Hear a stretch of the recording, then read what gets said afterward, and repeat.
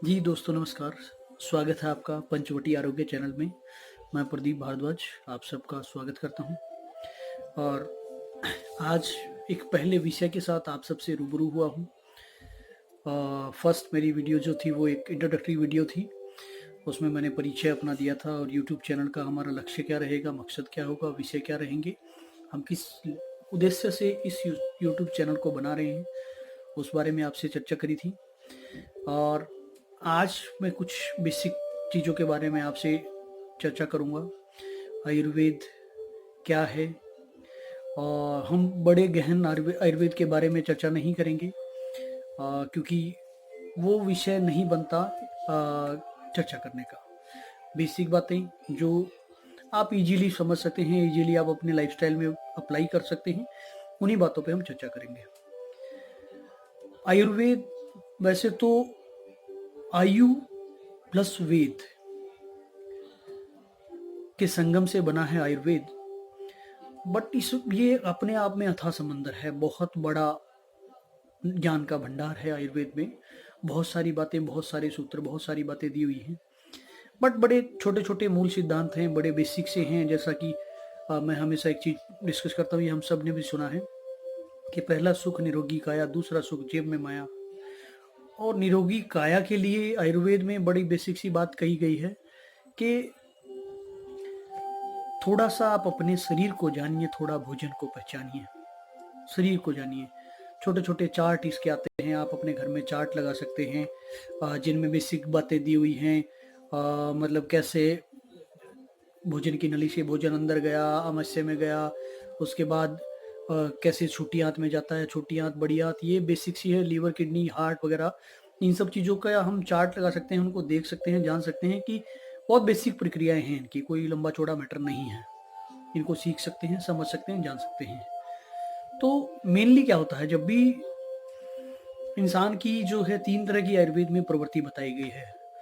प्रवृत्ति वात, पित्त और कफ, 3 तरह के दोष आप कह सकते हैं, 3 तरह की प्रवृत्ति के इंसान होते हैं। तो वो 3 तरह की प्रवृत्ति में सबसे महत्वपूर्ण बात आयुर्वेद में कही गई है कि अगर आप इन 3 दोषों को संतुलित रख सकते हैं, अगर आपके ये तीनों दोष संतुलित हैं, तो आपको दुनिया की कोई ताकत बीमार नहीं कर सकती। अगर इनमें से कोई भी दोष आता है तो अलग अलग दोष में अलग अलग क्राइटेरिया हैं, अलग अलग डिजीज हैं, और वो अलग अलग डिजीज हमें हो जाती हैं। आमतौर पे किसी आप अच्छे डॉक्टर्स के पास जाते हैं, आजकल के डॉक्टर्स तो जहाँ तक मेरा मानना है कोई फॉर्मेलिटी होती है, लंबी चौड़ी बात नहीं होती। पुराने समय की बातें हमने सुनी हैं और एक्चुअल में होता भी था। जब हम अपनी नब्ज नाड़ी दिखाते थे वैद्य या डॉक्टर्स को, वैद्य होते थे पुराने समय में, तो वो 3 उंगलियां हमारी कलाई पे रखते थे। तो वो 3 उंगलियां वात, पित्त और कफ तीनों दोषों के लिए रखी जाती थी, और 3 उंगलियों से ही वो एनालाइज करते थे कि आप कफ दोषी हैं, वात दोषी हैं, पित्त दोषी हैं, किस तरह का रोग है। और वो इतने एक्सपर्ट थे, इतने जबरदस्त एक्सपर्ट थे उस समय में, तो कि वो 2 दिन का, 4 दिन का, 1 दिन पहले का, 1 हफ्ता पहले का खाया पिया खाना भी हमारा बता सकते थे। इतनी उनमें बुद्धि और इतनी समझ थी, जो कि आज के समय में पॉसिबल ही नहीं है, संभव नहीं रहा है। तो इन तीनों दोषों को संतुलित रखने के बड़े छोटे छोटे उपाय दिए गए हैं। जैसा कि राजीव भाई ने भी डिस्कस किया है, उन्होंने भी हमेशा अपने हर जो भी व्याख्यान उनका रहा, हमेशा इन्हीं चीज़ों का वो जिक्र करते थे। और उन्होंने एक चीज बोली हमेशा कि भाई, ऋषि वाग्भट जी ने 7000 सूत्र लिखे अष्टांग हरदम अष्टांग संग्रम में। उन 7000 सूत्र में बहुत छोटे छोटे सूत्र ऐसे हैं जिनको हम अपने लाइफस्टाइल में डाल लें, अपनी जिंदगी में अगर अप्लाई कर लें, तो शायद हमें कोई बीमार नहीं कर सकता। हम एक प्रिवेंटिव हेल्थ के रूप में हम अपने आप को स्वस्थ रख सकते हैं। तो इन तीनों दोषों को संतुलित रखने के लिए उन्होंने कुछ सूत्र लिखे छोटे छोटे, जिनमें सबसे महत्वपूर्ण सूत्र उन्होंने लिखा, सबसे जरूरी इम्पोर्टेंट है हमारे भोजन का पचना। भोजन की 2 तरह की प्रक्रियाएं होती हैं, या तो हम खाना खाते हैं, या तो पकता है यानी पचता है, या वो सड़ता है। अगर तो वो पचता है तो फिर उससे जो चीजें निर्मित होती हैं, जिसमें मांस, मज्जा, रक्त, वीर्य, मल, मूत्र, ये सारी चीजें जो हमारी जरूरत की हैं, हड्डी वड्डी सारा कुछ निर्मित होता है। अगर वो सड़ता है तो फिर उससे नेगेटिव चीज़ें जनरेट होती हैं, जिन्हें आज के टाइम में मतलब कोलेस्ट्रॉल कहा जाता है। यानी एक प्रकार के जहर हैं, धीमे जहर हैं वो। बैड कोलेस्ट्रॉल है, वीएलडीएल है, एलडीएल है, ये सारे इस तरह के करीबन 103 तरह के रोग हैं जो भोजन के सड़ने से होते हैं। तो उसमें सबसे बड़ा महत्वपूर्ण योगदान एक चीज़ का रहा कि भई खाना पचने में और सड़ने में सबसे बड़ी भूमिका किसकी रहेगी? वो रहेगी पानी की। तो ऋषि वाग्भट ने सबसे ज़रूरी चीज़ जो लिखी, अगर हम पानी का एक सिद्धांत, कुछ सिद्धांत ऐसे हैं, अगर पानी के सिद्धांत पे हम काम कर लें, उन्हें समझ लें और उन्हें अप्लाई कर लें, तो 99% तो हम अपनी हेल्थ की प्रॉब्लम पे, डिजीज़ पे आने वाले समय में और जो चल रही है उन पे भी हमने जो है सक्सेस हासिल कर ली है। तो वो पानी के सूत्र क्या हैं? पानी के हमें उपाय क्या करने हैं? उसमें सबसे पहला और महत्वपूर्ण उपाय है, हम खाना खाते समय, भोजन करते समय पानी कभी ना पिएँ। आजकल आम तौर पे हमने देखा है कि जब भी हम कहीं रेस्टोरेंट में, होटल में कहीं खाना खाने जाते हैं तो सबसे पहले पानी की बोतल या पानी का जग, गिलास आपके सामने रख दिया जाता है। यानी एक कि हमारी आदत हो गई है, हॉबी हो गई है, सब लोग खाने के साथ पानी लेते ही लेते हैं। जबकि ये हमारा कल्चर नहीं है, ये हमारे सिद्धांत नहीं है, ये वेस्टर्न कल्चर है, हमारा नहीं है। हमें भोजन के साथ पानी बिल्कुल नहीं पीना चाहिए। आयुर्वेद में तो लिखा गया है भोजन अंते विषम बारी, मतलब एक बूंद पानी भी अगर हम पी रहे हैं तो जहर के समान है, वो विष के समान है। और उसमें कुछ चीजें ऐसी बताई गई हैं कि भोजन के 1.5 घंटा बाद तक हम पानी ना पिए, क्योंकि लगभग 1.5 घंटा हमारी जठराग्नि उस भोजन को पकाती है। वो हमारी आमाशय में, जठर में पकता है भोजन, जैसे चूल्हे पे रखी हुई दाल पकती है, ऐसे ही हमारे पेट में वो पकता है, वो उसके बाद ही वो पचता है।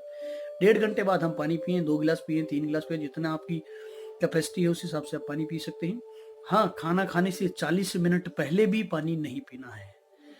और कुछ इसमें अल्टरनेटिव चीज़ें दी गई हैं जो आप इसके साथ आप ले सकते हैं। देखिए, बहुत सारे लोगों की आदत होती है कि भई हमें कुछ लिक्विड चाहिए खाने के साथ, जिससे कि मतलब उनको प्रॉब्लम रहती है खाना खाने में। लिक्विड में 3 तरह की चीज़ें बताई गई हैं। पहला कि आप जूस ले सकते हैं खाने के साथ, सीजन के फल का। दूसरा, आप लस्सी ले सकते हैं, छाछ जिसको बोलते हैं। तीसरा, हम दूध ले सकते हैं। लेकिन इन तीनों चीज़ों का ध्यान ये रखना है कि जूस हम सुबह मॉर्निंग के टाइम में ले सकते हैं, लस्सी या छाछ हम दोपहर के समय ले सकते हैं, दूध हम रात के समय ले सकते हैं। ऐसे मिस बैलेंस नहीं करना है कि सुबह दूध ले रहे हैं, दोपहर को जूस ले रहे हैं, इस चीज़ का हमें ध्यान रखना है। तो ये तीनों चीज़ें अल्टरनेटिव हैं, बाई चांस ऐसा कुछ हो रहा है। हाँ, कुछ अवस्थाएँ ऐसी बताई गई हैं, जैसे अगर आप 2 तरह के भोजन कर रहे हैं, आपने चावल खाया है, उसके बाद आपका रोटी खाने का मन है, चावल के बाद आप रोटी खा रहे हैं, या 2 तरह के अन्न हम किसी भी तरह के अगर खा रहे हैं, तो उनके बीच में हम 1 या 2 घूंट पानी पी सकते हैं। 1 या 2 सिप आप कह सकते हैं, थोड़ा बहुत पानी पी सकते हैं, ज़्यादा ना पिएँ। वो चीज़ों को बैलेंस करता है। एक्चुअल में क्या है, हमारी अ, अंदर बॉडी की प्रक्रियाएँ जो हैं, वो एक अन्न के अकॉर्डिंग चल रही होती हैं। उन्हें मैनेज करने के लिए कि दूसरा अन्न इसमें आ रहा है, तो फिर डिसबैलेंस करने के लिए आप बीच में थोड़ा-सा पानी ले सकते हैं। अदरवाइज़ भोजन के साथ, खाने के साथ पानी कभी ना पिएँ। वैसे तो मैं इस टॉपिक पे लंबी-चौड़ी बातचीत करूँगा। आने वाले समय में स्पेशली पानी के फ़ॉर्मूले के बारे में मैं डिस्कस करूँगा कि किस तरह से हमें पानी पीना चाहिए, कितनी मात्रा में लेना चाहिए, किस तरह का पानी पीना चाहिए। बहुत सारी बातें हैं इस सेगमेंट में, क्योंकि हमारी बॉडी में 70% से ज़्यादा पानी है, तो इसका बहुत बड़ा महत्व है हमारे शरीर में पानी का। तो इस पे एक स्पेशली वीडियो बनाएँगे इस टॉपिक पे। आज मैं बेसिक बात कर रहा था, ये बहुत छोटा-सा टिप्स है, इसको हमने ध्यान रखना है, इसको अप्लाई करना कि खाना खाते समय पानी बिल्कुल नहीं पीना है। कितनी समय बाद पीना है? 1.5 घंटा बाद पीना है, 40 मिनट पहले पी लेना है। यानी बीच में नहीं पीना है, साथ में नहीं लेना है। तो आज के लिए ये विषय सिर्फ इतना ही, और आप सबसे इजाज़त चाहूँगा। ध्यान रखें अपना। अभी जैसा समय चल रहा है, कोरोना वायरस का चल रहा है, लॉकडाउन का चल रहा है, इस समय में आप अपना सेहत का ख्याल रखिए, अच्छा खाइए। घर में हैं, अब आप अपना रूटीन अप्लाई कर सकते हैं। तो अपने लाइफ़स्टाइल को सुधारिए, अपनी ज़िंदगी को। सबसे बड़ा हमारे पास जो पूंजी है हमारी, वो हमारा शरीर है और उसको हम ठीक रख सकते हैं खान-पान से ही। तो शुक्रिया आप सबका, और अगर वीडियो अच्छी लगे तो लाइक करें, शेयर करें, कमेंट करें। कुछ कमी हो, किसी बात के लिए आप मुझे कोई सजेशन देना चाहते हैं, तो कमेंट बॉक्स में जाके कमेंट करें। थैंक यू, शुक्रिया, वंदे मातरम।